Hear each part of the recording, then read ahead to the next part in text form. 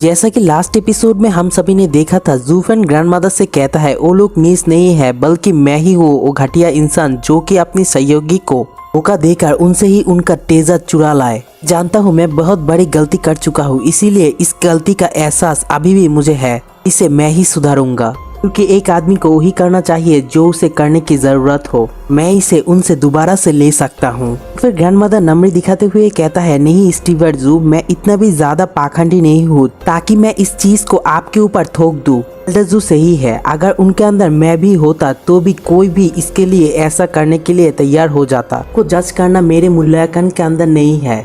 मनहूस reason state हमारे बीच दुश्मनी क्रिएट करना चाहता था। लैंगबू चैन तो और भी ज्यादा बदतर है। मुझे यकीन है इस घिनौना काम के पीछे लैंगबू चैन का ही मास्टरमाइंड है। तो फिर उनके बात सुनने के बाद जूफेन मन के अंदर सोच रहा होता है, मैं ही अकेला ऐसा हूँ जो कि उनका खजाना चुरा सकता है, इसीलिए तो उन लोगों ने मुझसे कहा है। फिर ग्रैंडमदर दोबारा से जूफेन से कहने लगता है, मैं जानता हूँ रीजन स्टेट बहुत ही ज्यादा घटिया है। लोग ऐसा प्लान करके खुद पीछे हटना चाहते हैं और हम दोनों के बीच में दरारें क्रिएट करना चाहता है ताकि आगे जाकर हम लोग उनके रास्ते में रुकावट ना हो। सोच मैं उनके चालों के अंदर फंस गया। लुओ कबीले के अंदर हमारा शक होना और उनसे दूर जाना ही हमारा सबसे ज्यादा बड़ी गलती थी, जिसके परिणाम अब हमें भुगतना पड़ रहा है। ये सब मेरी ही गलती है। फिर दूसरी तरफ जूफेन मन के अंदर सोच रहा होता है, जबकि ग्रैंडमदर ऐसा सोचता है ये रीजन स्टेट का काम है, तो फिर अभी का सारा दोष मैं लैंगबू चैन के ऊपर डाल दूंगा। फिर एक्टिंग करते हुए ग्रैंडमदर से कहता है, ग्रैंडमदर जबकि आप जान चुके हैं ये एक चाल थी, इस वजह से अब एक दूसरे के ऊपर और भी ज्यादा मजबूत से यकीन करना पड़ेगा ताकि रीजन स्टेट दोबारा से हमारा फायदा ना उठा सके। तो फिर चू बेजुन कहता है, ठीक है स्टीवर्ट जू, मैं जानता हूँ टावर एंड टावर आप सबसे ज्यादा कमजोर हालत में है, इसीलिए आगे से जूफेन जो भी कहेगा हम किसी शक के उस सभी की सभी चीज ही पालन करेंगे, बदला और फ्लावर रेन टावर को दोबारा से प्रतिष्ठा करने के लिए। फिर जूफेन कहता है, आप अपनी गहरी सोचों की मदद से मेरा सम्मानित करते हैं, इसीलिए मैं कभी भी आपको शर्मिंदे होने नहीं दूंगा। और मैं और भी देखा आप 7 कलर पॉइजन से इन्फेक्ट है, इसीलिए बेहतर होगा आप हमारी हाउस में जाकर थोड़ा सा रेस्ट कर लीजिए और मैं किसी को कहूँगा आपके लिए इसका एंटीडोट तैयार कर देने के लिए। फिर चू बीजुन दोबारा से स्टीवर्ट जू को धन्यवाद करता है, वहाँ से चले जाने लगता है। तो उन लोग वहाँ से चले जाने के बाद एल्डर को जूफेन से कहता है, खैर मैं ईमानदार रहूंगा, आप निश्चित रूप से जानते हैं बहाने को कैसे अपने फैमिली के साथ मिलाया जाए। हम तो उन्हें पहले से ही बता सकते थे, लेकिन आपने बात को इतनी ज्यादा क्यों खींची? मुझे लगा मेरे कान फट रहे हैं, इतनी बार ये बात सुनकर रीजन स्टेट लोगों को परेशान कर रहे हैं। फिर जूफेन कहता है, एल्डर जू क्या आप लाने और भेजने के बीच में अंतर जानते हैं? फिर एल्डर जी कहता है, कैसा अंतर? तो फिर जूफेन कहता है, जब कोई आपको कुछ देता है तब आप उसे ज्यादा महत्व नहीं देते, लेकिन अगर आप शुरू से ही ऐसा बहाना करते तो फिर आप कितनी भी अच्छी हो वो आप पर विश्वास नहीं करते। केवल उनसे लगातार पूछताछ के माध्यम से ये कहने से मजबूर करते हुए उन्होंने ये सच मान लिया, फ्लावर रेन टावर अब पूरी तरह से खत्म हो चुका है, इसीलिए मेरे हाथ वो लोग ईश्वर के रूप से रद्द करना देखेंगे। अब जब सारा संदेह दूर हो गया है, इसीलिए वो लोग मुझसे ज्यादा और किसी के ऊपर सबसे विश्वास नहीं करेंगे और इस ट्रस्ट के असर आने वाले सदनों के ऊपर भी पड़ेगा। 3 सदनों का सुधार ही एक सौदा बनाएगा।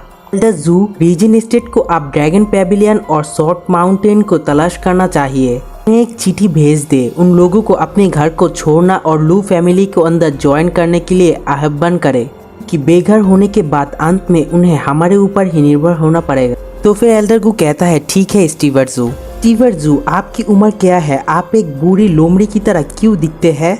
एक ही समय पर मारना और बचाना ये तो बहुत ज्यादा घृणित है कि हेल्प की वजह से आप तीनों घर उदारता और आंसुओं से भर जाएंगे।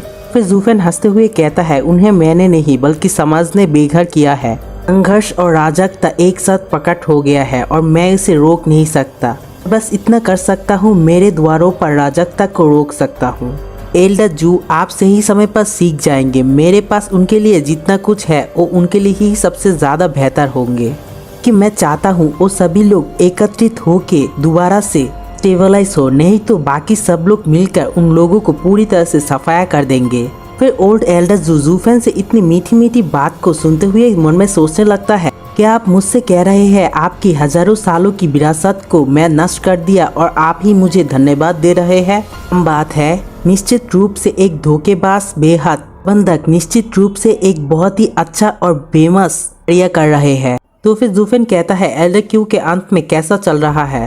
फिर एल्डर गू कहता है आपने जैसा कहा वैसा ही कर रहा है। जब वो ओल्ड फैंग शहर को खाली करने के लिए रीजन एस्टेट का इंतजार कर रहा था तब मैंने फ्लावर रेन टावर के स्टूडेंट को साथ दिया।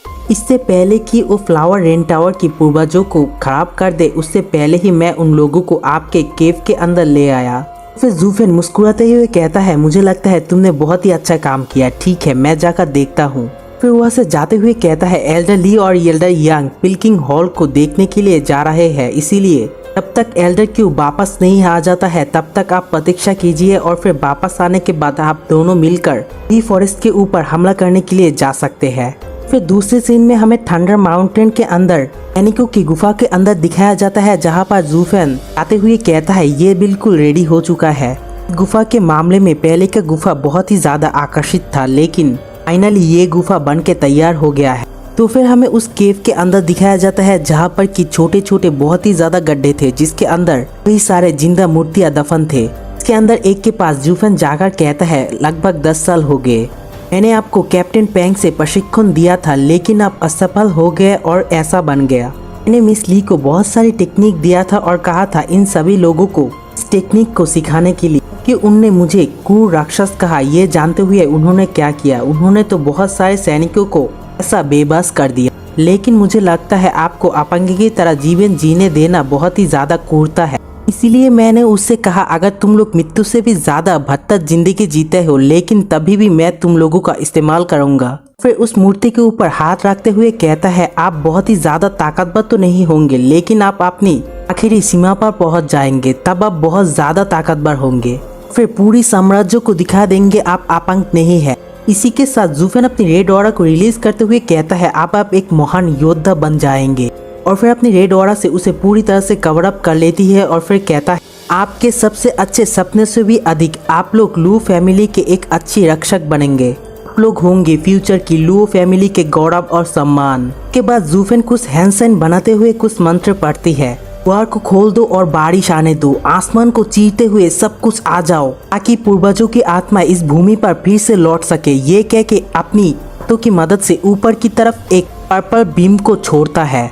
जैसे ही जूफेन ऊपर की तरफ एक छोटी सी पर्पल बीम को छोड़ता है तभी आसमान को चीरते हुए बहुत सारी थंडर लाइटनिंग या फिर पर्पल लाइटनिंग गिरने लगती है और सभी लाइटनिंग वहाँ पर जितने भी मूर्ति थे वो सभी के ऊपर पड़ती है। इसे देख के जूफेन बहुत ज्यादा खुश होता है और फिर कहने लगती है ओल्ड एम्पायर मुझे लगता है आप ज्यादा देर तक ड्रैगन की कुर्सी में नहीं बैठ सकते हैं, हा हा हा।